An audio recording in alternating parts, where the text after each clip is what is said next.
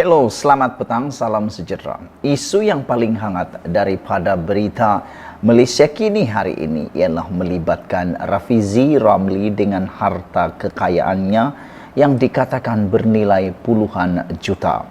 Nak tahu ceritanya? Ikuti terus pendedahan ini.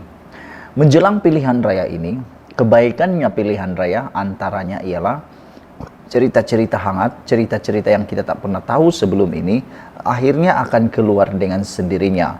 Pendedahan demi pendedahan, serangan-serangan individu memang akan berlaku semasa kempen pilihan raya. Ini belum masuk kempen lagi, pendedahan tentang pribadi-pribadi tertentu mula ditonjolkan satu persatu. Biasanya yang akan keluar kalau bukan perbuatan jahat, jenayah ataupun moral mereka, harta mereka juga akan didedahkan. Berapa banyak duit mereka, berapa kereta mereka, berapa rumah mereka, berapa simpanan mereka akan diketahui dalam PRU. Aku tak tahulah sejauh begitunya gigihnya orang-orang politik ini mencari kelemahan, mencari kekayaan, mencari simpanan orang politik yang menjadi lawannya. Terkini bersatu persoal, jika Rafizi membina kekayaan guna derma orang ramai. Wow, ini memang satu isu yang menarik apabila melibatkan uang orang ramai, sumbangan orang ramai, derma orang ramai.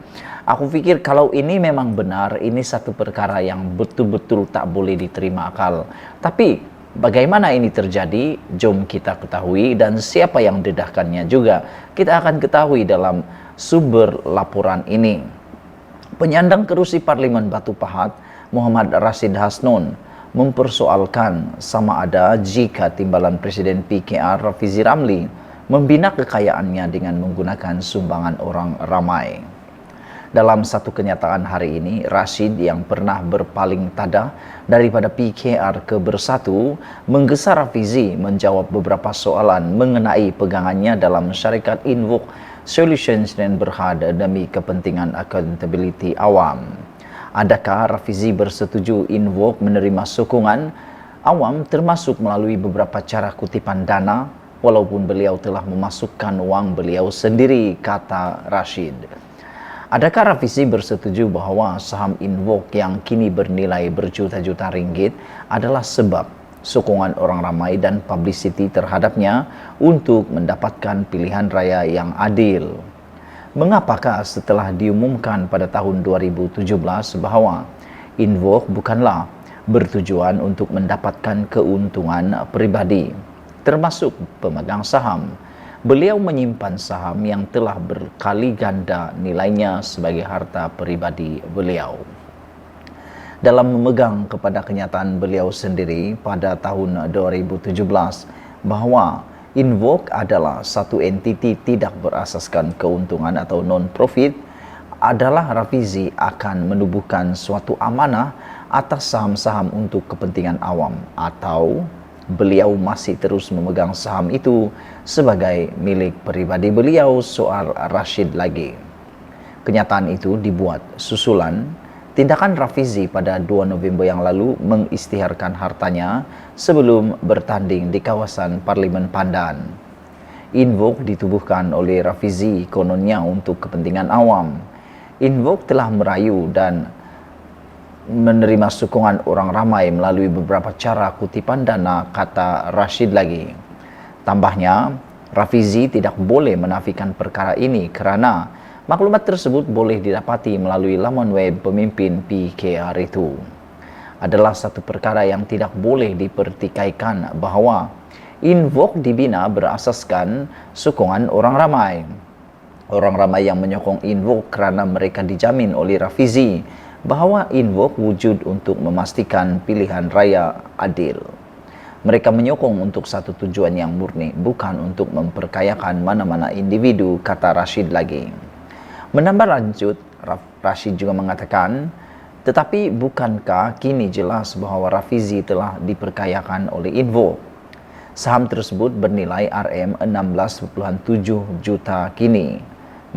Menurut pengisytiharan beliau sendiri, kata Rashid, sambil menambah bahawa pegangan Rafizi dalam syarikat itu bernilai RM16.7 juta sekarang. Rafizi sebelum ini berkongsi bahawa sehingga 31 Oktober lalu, aset bersihnya bernilai Rm18.851.35.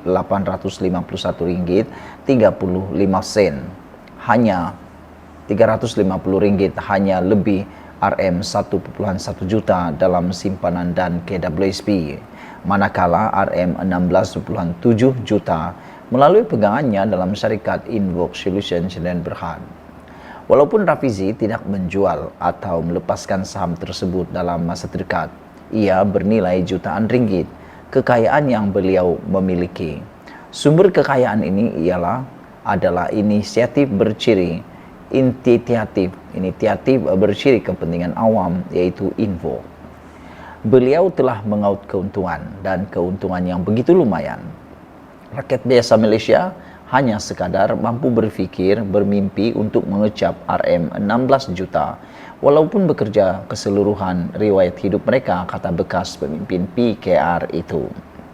Rashid berkata, timbalan Presiden PKR itu juga gagal menyatakan bahawa saham tersebut dipegang atas amanah untuk digunakan melalui program awam atau inisiatif lain yang akan memberi manfaat kepada orang ramai. Ia hanya diisytiharkan sebagai hartanya sendiri, milikan beliau dan sebagai sebahagian harta peribadi beliau. Beliau juga tidak menyatakan bahawa beliau adalah pemilik nominal. Rafizi adalah pemilik berfaedah yang mutlak, kata Rashid.